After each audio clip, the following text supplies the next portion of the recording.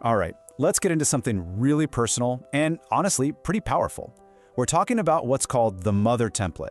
It's this idea that our very first relationship, the first real bond we ever form, basically creates the emotional blueprint for our entire love life. So yeah, let's dive in and really understand what that means for us. I mean, it's the big question, isn't it? Have you ever just stopped and wondered, why do I keep choosing these kinds of partners? Especially when you start noticing the same patterns over and over. What is it that draws us to certain people? What are the invisible strings pulling us in certain directions? That's exactly what we're going to try and get to the heart of today. And before we go even one step further, I want to put this right up front. This is so important. This conversation is not about blame. It's about understanding. We're not here to point fingers at our parents or caregivers. Think of it more like we're compassionately trying to decode the emotional software that was installed when we were really, really young. So that first major relationship, which for a lot of us is with our mother or primary caregiver, it's so much more than just a bunch of memories.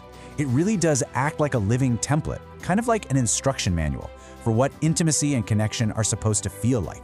And we carry that manual with us, usually without even realizing it, right into our adult relationships. Just think about that for a second. This very first bond is our classroom for connection.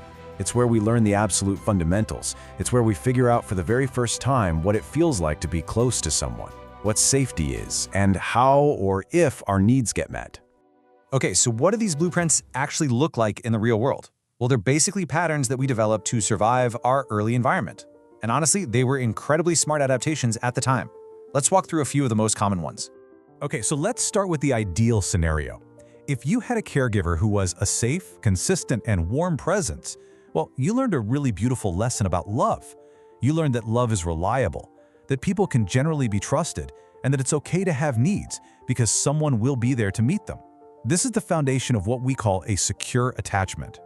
But what if that caregiver was unpredictable? Warm and loving one day, but cold and distant the next. As a little kid, you have to adapt, and you do. You learn that love isn't just something that happens, it's something you have to manage. You become a little expert at reading the room, you learn not to ask for too much, and you're always monitoring everything. It's a survival skill, plain and simple. Then there's the situation where the caregiver was just emotionally checked out. Maybe they were narcissistic or just unavailable. The lesson a child learns here is powerful and kind of heartbreaking. It's my needs don't matter. In fact, to stay safe and connected to this person, I need to focus all my energy on their needs. Your job becomes taking care of them instead of the other way around. Now, this is so crucial to remember. These patterns don't mean you're broken or flawed, not at all. They were incredibly intelligent adaptations. They were your brain's creative solutions to an environment you had absolutely no control over as a child. The only issue is that this old software keeps running in our adult lives, where it's not only unnecessary, it can actually do a lot of damage. And this is really where the rubber meets the road. That childhood blueprint we've been talking about, it directly shapes who we're attracted to as adults. See, if you learned early on that love requires a ton of hard work and constant effort, you might just find yourself drawn to partners who seem to need fixing or managing. Because that feeling of labor, well, it feels familiar. It feels like home. It feels like love. So this becomes the essential question we have to ask ourselves, right? When you look at your relationships, are you truly experiencing love and connection, or are you just working a second job you never even applied for? This whole pattern actually has a name. It's called emotional labor. It's when you become hyper-attuned to another person's needs, always putting them ahead of your own. You become the relationship manager, monitoring their moods, anticipating their needs, calming their fears, all while pushing your own feelings down. And it's so easy to mistake all that intense effort for deep love. So how can we tell the difference? I mean, our minds are experts at justifying just about anything. But you know what doesn't lie? Your body. The way love physically feels inside of you is maybe the most honest clue you'll ever get about what's really going on. So let's start with this question. Just check in with yourself. When you're with your partner, or even just thinking about them, what happens in your body? Is there a sense of peace, a real, genuine calm that settles into your nervous system? Or does it feel more like tension?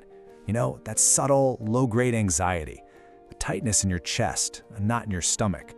Does it feel like you're always kind of braced for impact or on, trying to manage the situation? That feeling, that's not calm, that's work.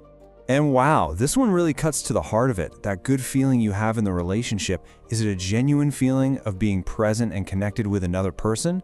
Or is it just that wave of relief when the anxiety finally goes down? The relief that, phew, they didn't abandon you today.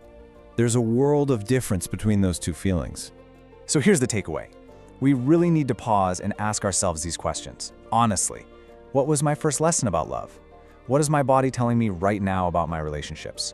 Can I feel that deep calm, or is it just constant work? Is this true presence, or am I just relieved to not feel afraid for a little while? Now, the best news in all of this, the most important thing to hear, is that you are not doomed to repeat your past. That childhood blueprint is just a starting point. It is absolutely not your destiny. Just becoming aware of it is the key that unlocks the door to something new. The way forward is actually pretty simple, though that doesn't always mean it's easy. Step 1 is what we've been doing here.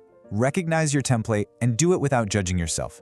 And then, step 2, with that awareness, you can start to consciously and intentionally choose partners and behaviors that build a totally new, much healthier foundation for what love can be. Let's just end on that thought. Understanding your pattern gives you power over it. It's not this invisible force anymore. It lets you see your choices clearly so you can finally write a new chapter in your love story. One that feels a whole lot less like work and a whole lot more like real, genuine love. The only question is, what are you going to choose to build?